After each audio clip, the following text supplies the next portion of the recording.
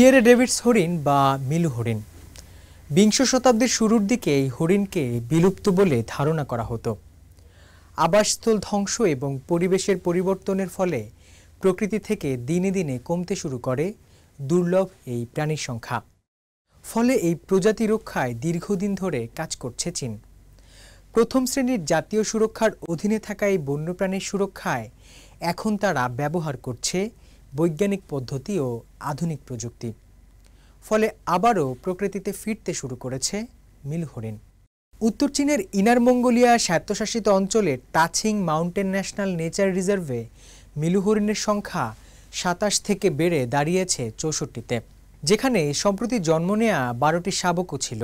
২০২১ সালের সেপ্টেম্বরে রাজধানী বেইজিং ও পূর্ব চীনের চিয়াংশু প্রদেশ থেকে ২৭টি মিলু হরিণকে অধিক সুরক্ষা নিশ্চিত করতে স্থানান্তরিত করে নিয়ে আসা হয় টাচিং মাউন্টেন ন্যাশনাল নেচার রিজার্ভে।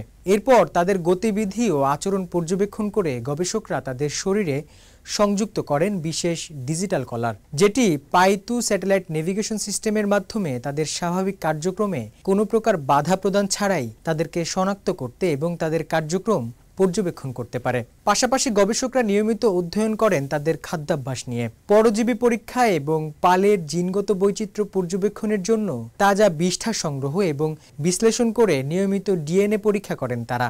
গবেষকদের বৈজ্ঞানিক পদ্ধতি ও আধুনিক প্রযুক্তির মাধ্যমে সংরক্ষণ ও প্রচেষ্টার ফলে সম্প্রতি এই সংরক্ষণাগারে জন্ম নিয়েছে নতুন ১২টি শাবক।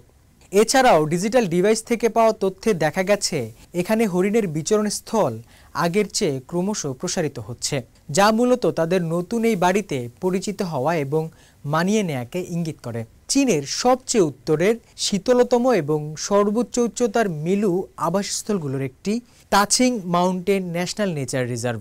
এখানকার আবহাওয়া ছিল এই হরিণগুলোর আদি আবাসস্থল বেইজিং ও চিয়াংশুর সম্পূর্ণ বিপরীত। ফলে ভিন্ন এই অঞ্চলের আবহাওয়ার সাথে তাদের খাপ খাইয়ে নেওয়া ছিল সবচেয়ে বড় চ্যালেঞ্জ।